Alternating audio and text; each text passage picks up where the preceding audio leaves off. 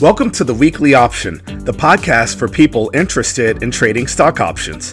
Each week, we cover trade ideas and opportunities in the stock market right now. Whether you're a beginner, a professional, or just curious about options, this is the show for you. Let's get started. Welcome to the Weekly Option. This is episode 271 on May the 19th, 2023. I'm your host, Eric, and in this week's show, we'll cover the trades from last week on FuboTV Inc., the MSCI Brazil ETF, and Li Auto Inc., and we discuss three new trades on Virgin Galactic Holdings, Macy's, and the Direxion Daily Semiconductor 3X Bull ETF. Now, it's always great to hear from listeners. If you have any questions about the trades presented here on the show or even about your own positions, feel free to email me. You can email questions to eric@theweeklyoption.com. That's ERIC@theweeklyoption.com. I've also created a few videos to teach you all the basics of option trading that you'll need to know to be able to follow along with me on this show. You can visit our website and click on the videos tab to watch them, or visit the YouTube channel for the Weekly Option. And for anyone that wants to learn how to trade options, I teach students how to trade options, not just study theory, but the combination of videos and live coaching calls. If you're ready to take your trading to the next level, send me an email to schedule a phone call. Now, the U.S. equity markets finished the week slightly higher. The Dow Jones Industrial Average gained 126 points, ending the week at 33,426 points.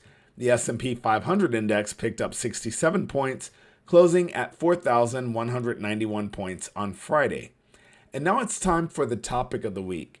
The topic of the week this week is price and value. I like listening to some of Jay-Z's music. I find his lyrics to be creative and thought-provoking sometimes. In one of his songs, he says, "You know the price of everything and the value of nothing." He says that of his haters. I looked up the quote and found that the real quote is by Oscar Wilde. He said, "The cynic knows the price of everything and the value of nothing."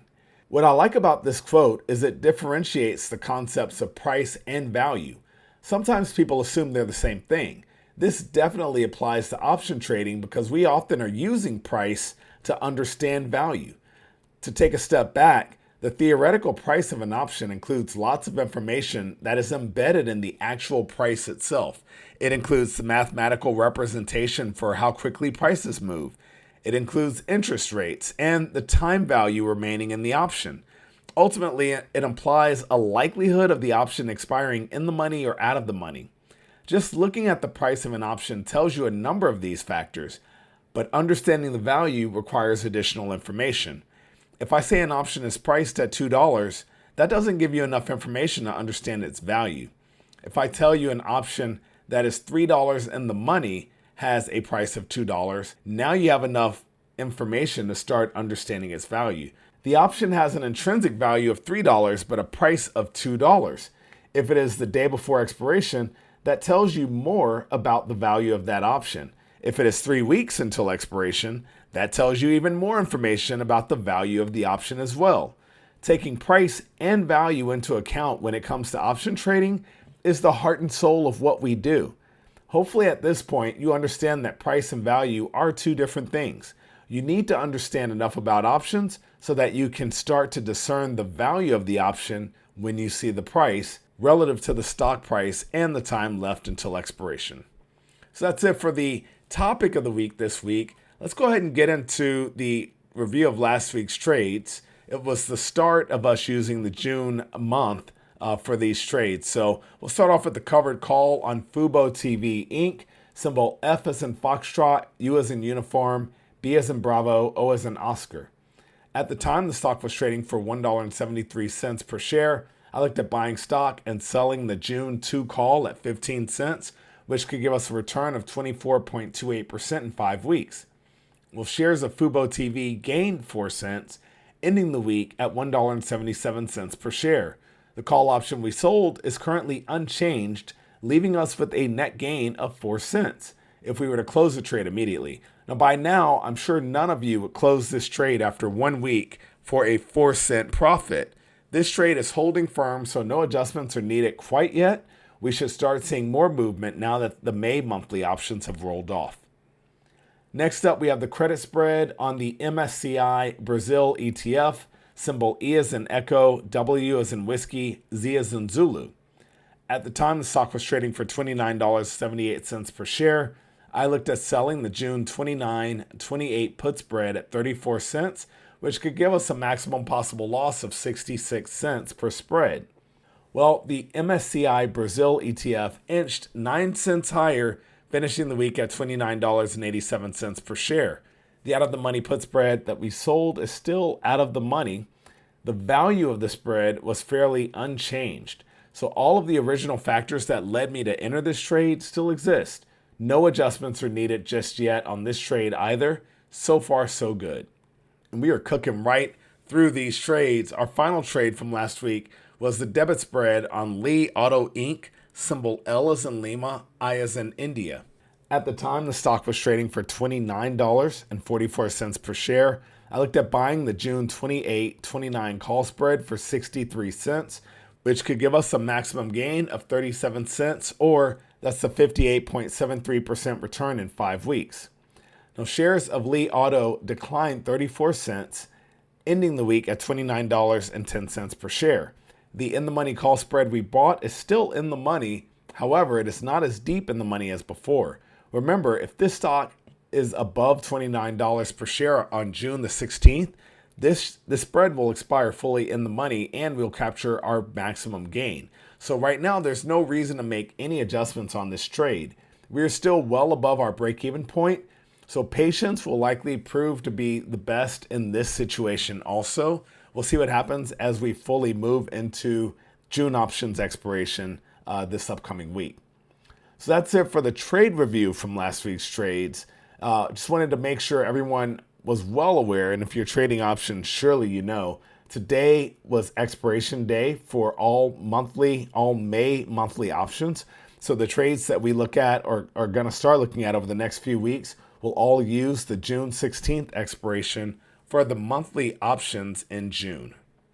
Let's get into the new trades for this upcoming week. Let's start off with the covered call on Virgin Galactic Holdings, symbol S as in Sierra, P as in Papa, C as in Charlie, E as in Echo. The stock ended the week at $4.36 per share. I'm looking at buying stock and selling the June 5 call at 26 cents, hoping for a return of 20.64% in 4 weeks. Now you enter this trade by buying stock for $4.36 per share and selling the June 5 call at 26 cents. This trade makes the most money if stock prices finish above $5 per share. The break-even price is $4.10 per share, and in real terms, the stock purchase will require $436, and you'll collect $26 for selling the option. Our next trade on the week is a credit spread. I'm looking at Macy's, symbol M as in Mike. The stock ended the week at $14.79 per share. I'm looking at selling the June 15-16 call spread at 37 cents, which could give us a maximum possible loss of 63 cents per spread. Now you enter this trade by selling the June 15 call at $1.10 and concurrently buying the June 16 call for 73 cents.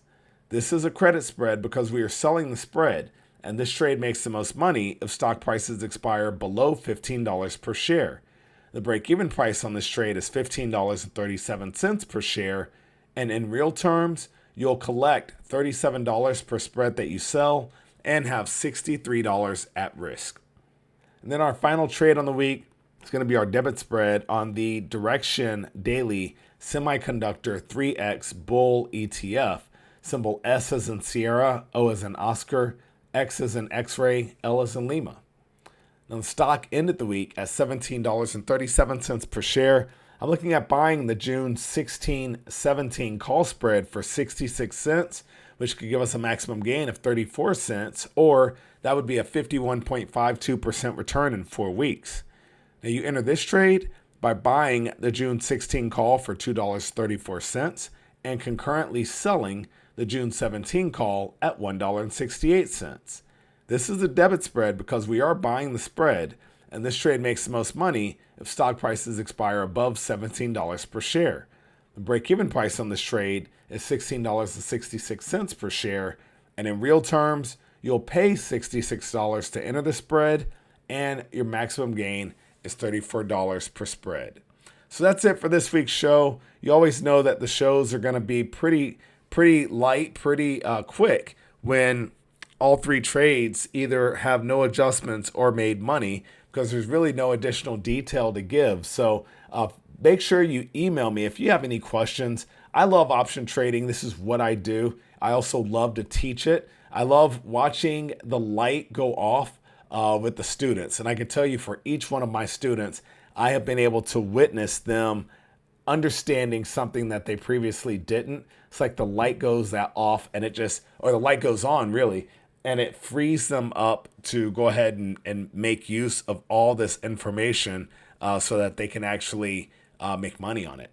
So no point in just studying options and trying to wrap your mind around the Greeks as if someday you're going to trade. Get in today. Get involved. I mean, the trades that I mentioned on this week's show, the credit spread will cost you you'll collect 34 cents, and you have a possible loss of 66 cents. Remember, options have a 100 share multiplier, so it's not 34 cents, it's actually $34 that you'll receive, and it's $66 that you could possibly lose. So if you have $100 in an option trading account, you could actually take a look at a trade like that and put something on with even a limited budget, a limited income. So it doesn't matter if you're one of those, the younger generation using Robinhood, or, one of the older guys like me using some of the more established brokerages. At the end of the day, the information is the same. And all it takes is you putting in the practice, putting in the effort, just like Steph Curry shooting free throws, Michael Jordan, Shaquille O'Neal shooting free throws before and after practice to get better at their craft. We have to get better at our craft, and the only way to do it is to actually trade. So I hope you guys have a fantastic weekend, and as always, happy trading. Thank you for listening to the Weekly Option Podcast. Please subscribe to our show and visit us at www.theweeklyoption.com. Disclaimer: there is a very high degree of risk involved in trading. The indicators and strategies described in this podcast are for educational purposes only and should not be construed as investment advice. For our full disclaimer, visit our website at www.theweeklyoption.com.